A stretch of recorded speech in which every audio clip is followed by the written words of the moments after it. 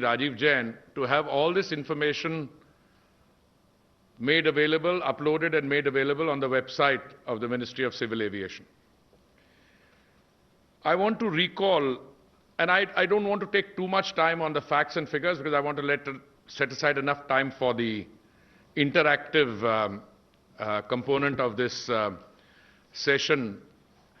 I want to recall that my colleagues and I have had similar press conferences at least on 4 earlier occasions in this format.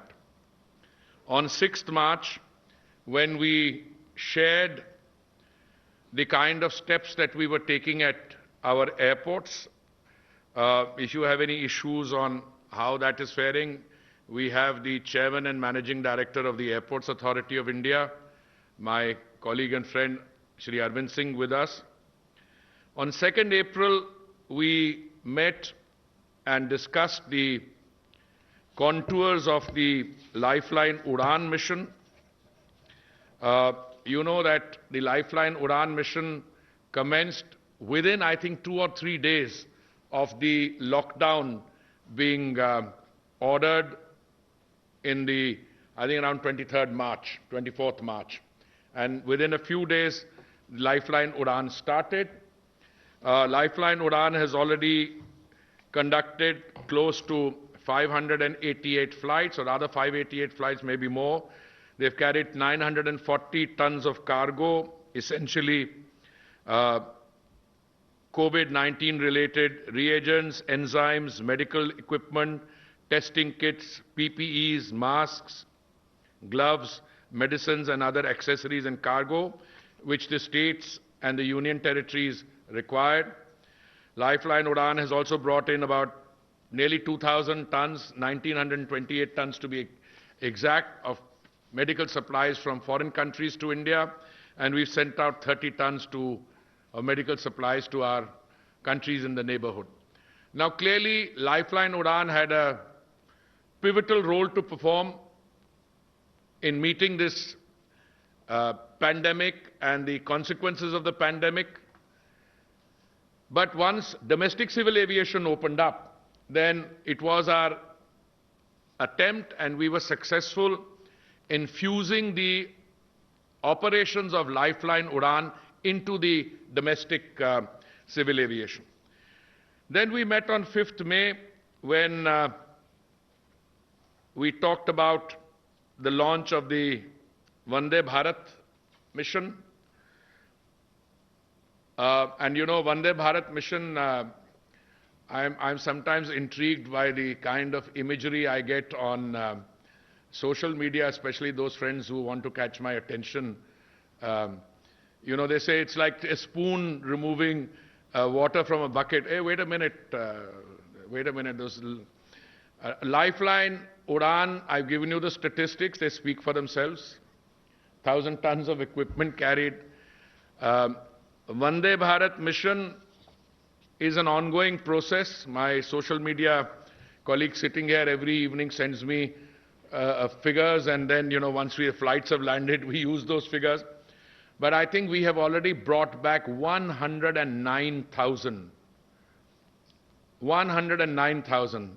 That's not a small figure. When we started conceptualizing and working out an approach to Vande Bharat, the calculations which my colleagues in the Ministry of External Affairs did was that the total number of people that we might have to bring back, based on those who had registered initially with our missions, would be something around 190,000 for all countries together. Well, it's a different story. I'll come to the exact figures, but we've already brought back 109,000 on Vande Bharat. But more than that, our private carriers and the private carriers from the other countries, I'm not talking about the evacuation flights they've had to take their nationals away from India, but bringing back, they brought back another 100,000+. I think the figure is about 143,000 or so, others, something in that figure. So if you take 143 of them, 100,000 of ours, then our ships brought back what? 3 to 4,000. And then there are land border crossings. So we are looking at an overall figure of 275,000. I'll give you this compilation. The figures there are dynamic. They change as we speak.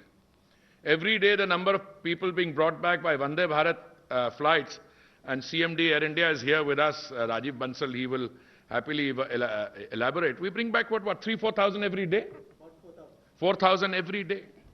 So yesterday's figure was 109,000. Now we don't only have Air India conducting Vande Bharat flights, we have 3 of our private carriers who have joined in. Last time I was here, I remember one of you asking, why not the private carriers? I said from the day go, ours is an open invitation. Whenever the private carriers are ready to join the Vande Bharat mission, when their crews are ready, when their other systems are ready, they should, and I'm very happy they have. Meanwhile, it's not as if those private carriers or others have been inquired. Many of them have been carrying out charter flights on a much larger scale. So we have the Air India family bringing back 109,000. We have our private carriers and other private carriers of other nationalities bringing back another 100,000 plus, 143,000. So the total evacuation out, which has come, people already brought back, stranded Indians in distress, is close to 275,000. So any attempt to portray on social media that, people, look, we are doing the best that we can. And I can share with you today that the number of flights that we are adding for the coming days is even larger. But our ability to augment the carrying capacity, you will agree, is entirely contingent on the state governments being willing to take people. Now, we were slow to start. Let me recall, in the phase 1, which if I remember correctly started on 6th May, we were bringing back something like 12,000 plus people, 12,708, from 12 countries in 64 flights. Now, if you look at the overall number of people who've come back, 275,000, 12,000 looks very small, but that's a beginning we made. But we had to make a small, modest beginning, because between MEA and the Ministry of Civil Aviation, we were in touch with the state government, and it was dependent on how much the state governments would be willing to take back. Let's not take the eye off the ball. The lockdown was imposed, and I think all of you will agree with me that it was a farsightedness of the Prime Minister to impose an effective and comprehensive lockdown early. Well, many people had their skies open, many countries. As a result of that, we have been able to contain the overall numbers. Number one, we've been able to give ourselves time within which to build the health infrastructure required, identify facilities, identify beds, get medical equipment in, and so on and so forth. And then, when you come to a point where you feel reasonably comfortable, then you start the operations. Lifeline Udan we started straight away. Vande Bharat we started on 6th May, which means we went down, lockdown about 25th March. So 1 week there. After 2 weeks, we started bringing people back. In phase 2, we ramped up from 64 flights to 325 flights, which is nearly 5 times the number. And our passengers carried went up from 12,700 or so to nearly 60,000, 5 times. 5 times the number of flights, 5 times the number of passengers.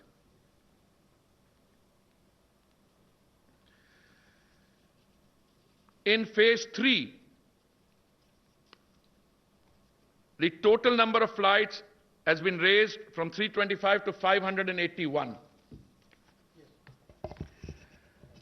Let me give you now some example, some flavor of the kind of operations we've had to run. Divide the world broadly into the Gulf countries towards the west, Singapore, Kuala Lumpur, Hong Kong on this side. These are the real places of pressure, and I would, if I were to look at the numbers, I would say maximum pressure was from the countries in the Gulf region. There you heard Union Civil Aviation Minister Hardeep Singh Puri on the status and progress of the Vande Bharat mission, as well as the Lifeline Udan scheme of the Government of India, which... From the USA, no, I've come to that. Saudi Arabia, 8,000 plus, Qatar, 7,400, Oman, 7,000, and so on. Kuwait, another 4,500 or so. Now, our capacity to increase the number of flights was entirely dependent on the receiving destination showing willingness to absorb them. Now, let me tell you that the maximum number of passengers who have come in to the state of Kerala. On Vande Bharat flights, largely carried out by Air India, about 30,000 people have come in. On charters, another 40,000 people have come in. And the charters have been run by private Indian airlines and others. But those charters and these flights are being added significantly as we move into the final phase of phase 3 and go into phase 4. Delhi, on Vande Bharat, something like 40,000 people. On charters, another 16,880. About 56,000 total. Kerala, 70,000. Tamil Nadu, 20,000. Maharashtra, 20,000. Telangana, 11,000. Karnataka, 6,500. I just want to, after giving you a broad brush of about 275,000 people having been brought back, I want to tell you where we are today and where we are going forward.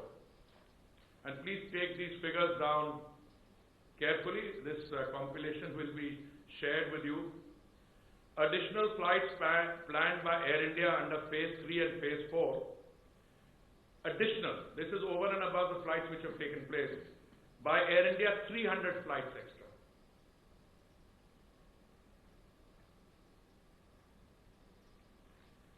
In addition to the Air India 300 flights, we have offered 750 flights to domestic private carriers.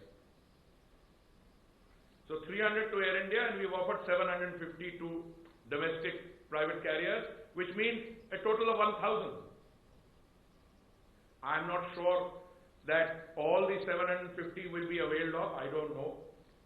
Maybe yes, maybe no. I'm not sure Air India will be able to carry out 300, but that's what they're planning, and they have their systems in place. 40 odd of these 750 flights have already been scheduled by the private operators. We are also, in addition, taking very effective steps to bring people back from areas where Air India never flew. For instance, countries in the Latin American region, some parts of Africa. Yesterday we spent a lot of time talking about those of our students who are stranded in Kyrgyzstan, Central Asia.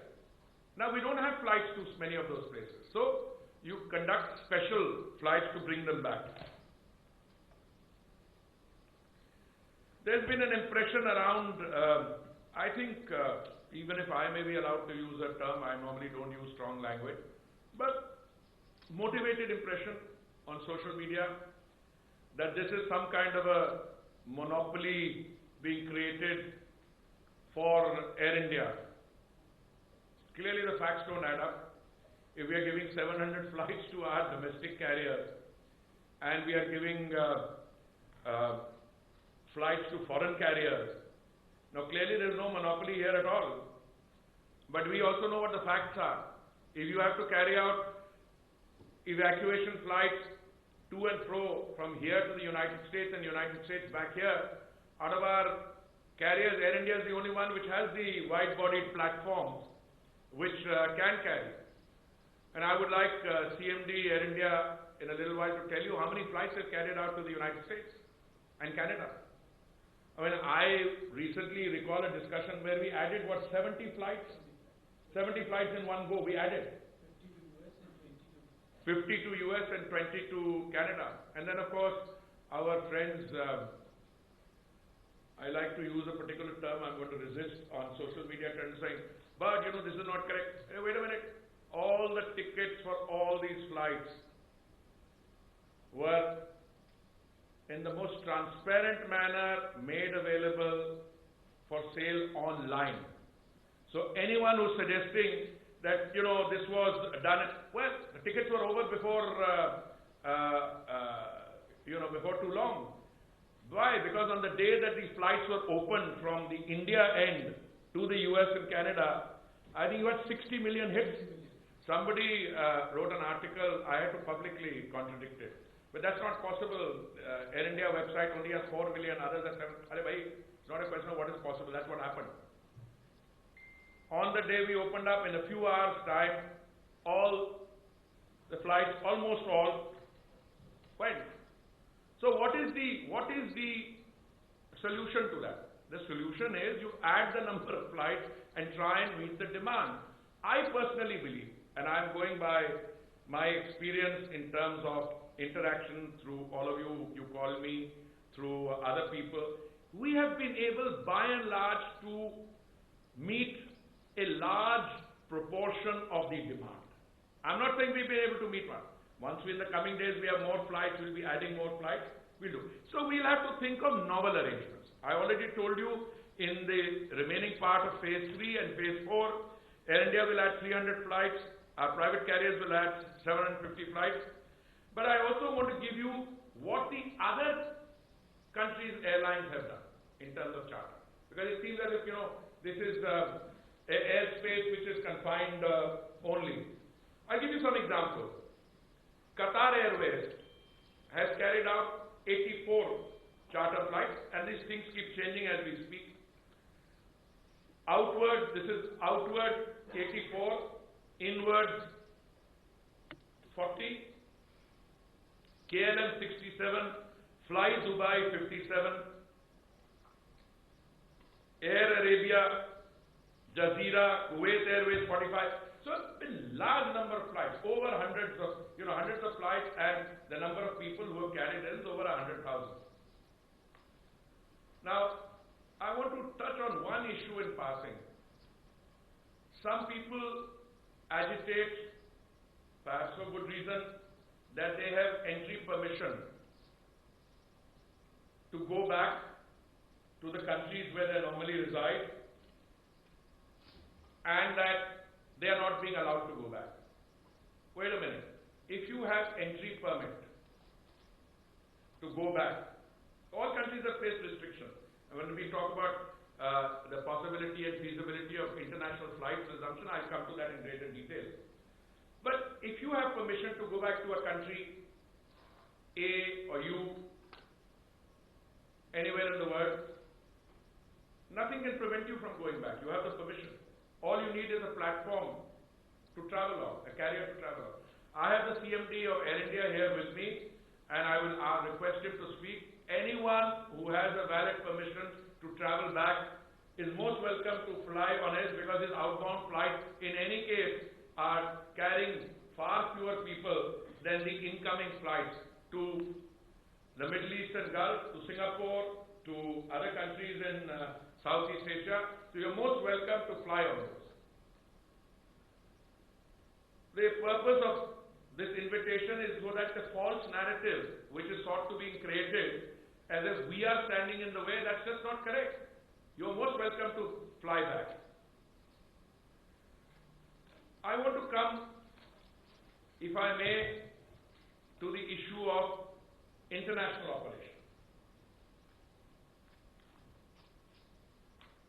I've been Minister for Civil Aviation for a year, but I have with me all the stalwarts who have been, before becoming DGCA, Arun used to be a Joint Secretary in the Ministry, he knows. Mr. Asana has been looking after civil aviation security for a year and a half. He's been around for a long time. Pradeep has, at different points of time, managed airlines. He has been secretary for about 2 years, Pradeep, or so? More than a year. He's longer than me. And Arvind has been chairman Airports Authority, and Mr. Bansal, apart from being CMD Air India now, he's also has a civil aviation background. Look, there are two things that you require if you want to have normal international civil aviation. One is you need the airspace to be open. That means you must allow people to fly in.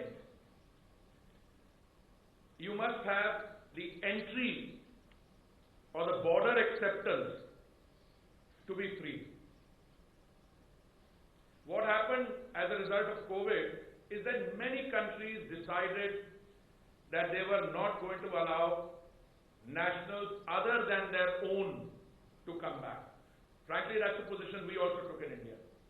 We said any Indian who's stranded outside can come back. We have subsequently modified that to say if you are a overseas citizen of India, card holder with some conditions, you can come back. Foreign diplomatic missions, their personnel could come back. And then we opened up a little, some people coming for important or urgent business, we opened. All other visas were suspended.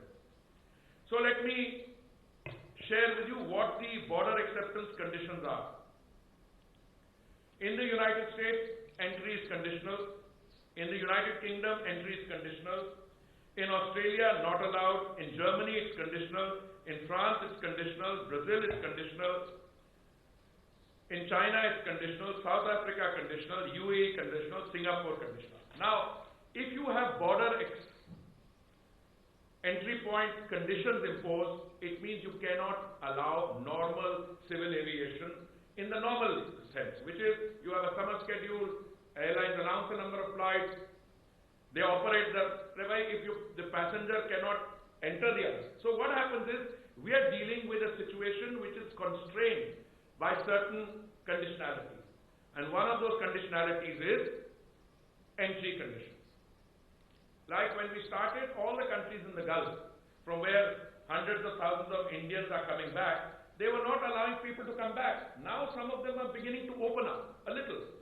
You apply on a case-by-case basis, they will clear it, and hence, that's why I made the offer. Air India is very happy to take them all back.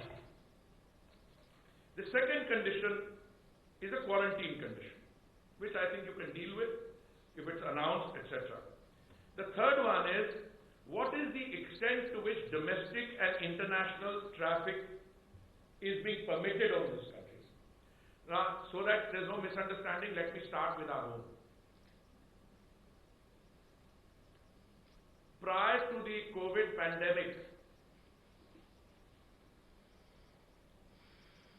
when we took the lockdown measures, prior to that, we have a fairly robust domestic civil aviation scene. I think the average number of passengers who traveled in a day was around 300,000. 3 to 350,000 in a day. So when we decided to open up, clearly we wanted to talk to our airports, to Arvind, to the other private airport operators. We asked them, are you ready with your procedures? It's only when Arvind and the private airport operators came and told us they're absolutely ready, they have their social distancing norms in place, they have the airport procedures in place, that an almost seamless, without human contact procedure has been put in place, where you can print your boarding pass, out at home, come, no queues, and once they said they were ready, we said it. We asked our airlines, they also said we are ready.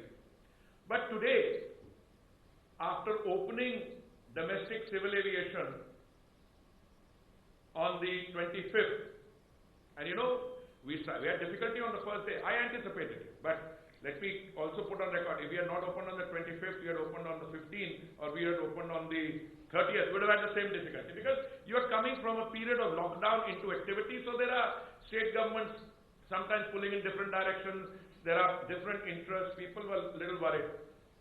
Today, the maximum we've done on a particular day since we've opened up is around 72,000 passengers in a day.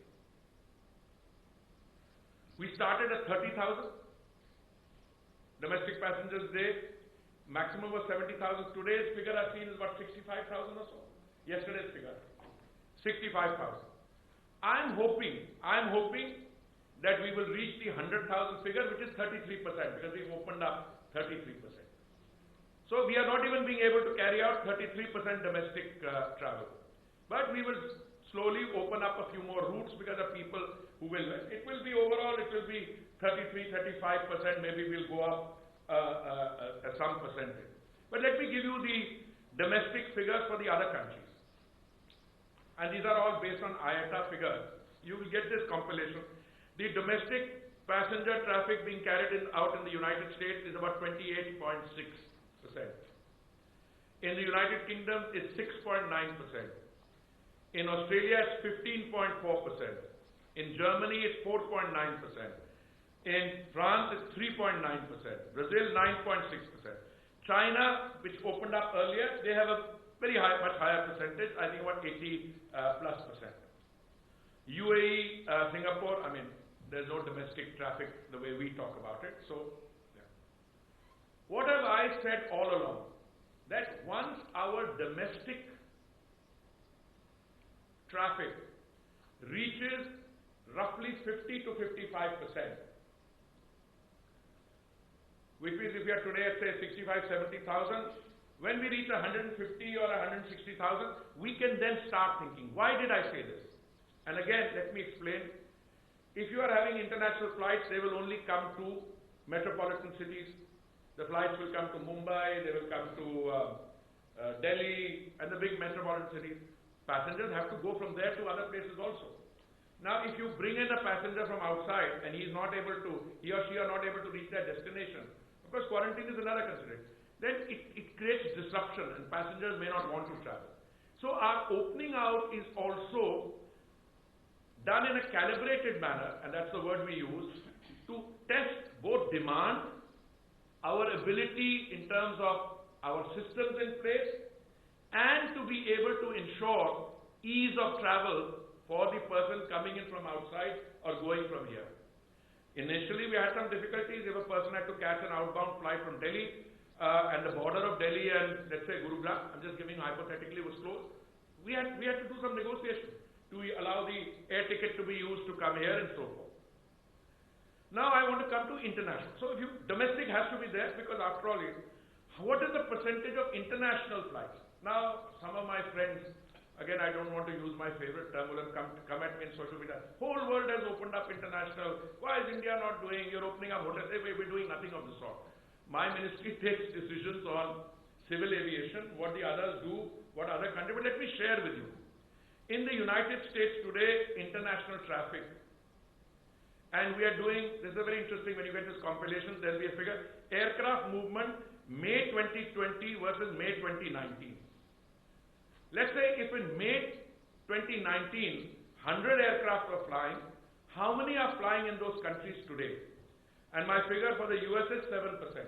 That if 100 aircraft are flying in the year of the Lord, May 2019, today only 7 are flying.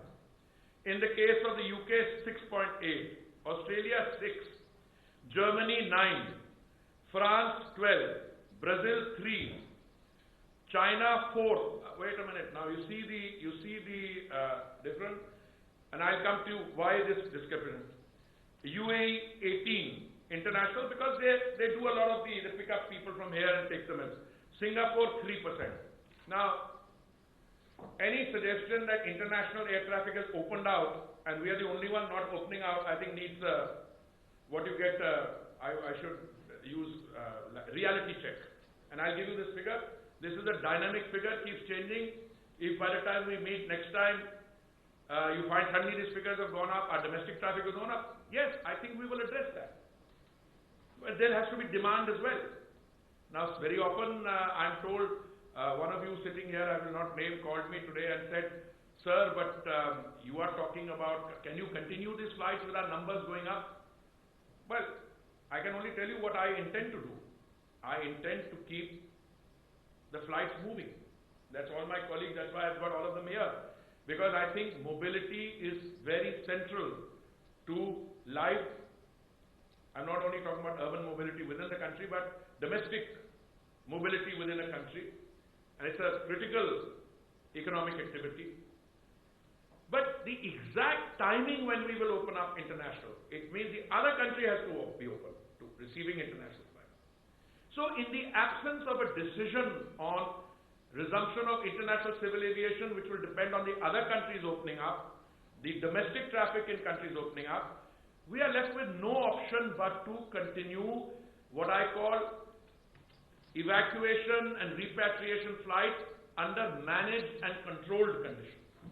What does that mean? It means that I might decide that since I have to travel, take people to the United States and people from the United States have to come here, either way, we will continue these flights. Maybe we'll think of a slightly different modality, maybe we'll have to think of a slightly different way, but this will have to be the model. Maybe our private operators might want to start also looking at this market. But we are constantly trying to expand both the domestic, the Vande Bharat, and we want to take it in a direction of totally opening up and resuming this pre-COVID kind of operation. Why is the international civil aviation so limited in number? I asked my young researchers to do some. In the United States, where international traffic is 7%, they are carrying out a limited number of flights. Please, I want to say, limited number of flights to Europe, particularly to London, Paris and Frankfurt, to Australia and South America. So what they're doing, they probably don't call it Vande Bharat, maybe they're running it on a different, but they're carrying out flights between those places under control, not in totally open conditions, because they've got entry conditions, they've got other quarantine conditions. Singapore 3.8%, limited flights to Australia, China, Japan, UK and Germany. That is, if there were 100 flights last year in May, it's only 3.8 flights now. UAE 18%, limited flights to US, Europe and Australia. UK 6.8%, air bridge with France, Spain, Greece, Portugal around. France 12.8%, Amsterdam, Barcelona, Athens and Frankfurt. Now we take advantage of some of these. We have, for instance, Indian citizens wanting to come back from the Caribbean. Now it's very difficult for Air India to fly to the Caribbean, so what we would typically do is for Air India to be in touch with one of these airlines, let's say KLM, and request KLM, which is flying to these places, to bring those passengers up to a European hub, and for Air India then to transport them back. I'm going to confine myself to this. I think I've spoken slightly longer than I had intended to, but that always happens when you have the inspiration of your friends in the media with you. But I am going to offer my colleagues, those of them who want to add something, to say a few words, and then we are open for questions. Maybe we can start with you, Pradeep.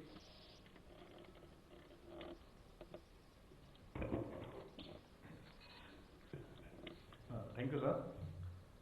As Honorable Minister mentioned that we opened the domestic operations about 20 days back, and there has been a big quantitative improvement that we started operations with about 30,000 people traveling on the first day, and today we are averaging something between 65,000 to 70,000.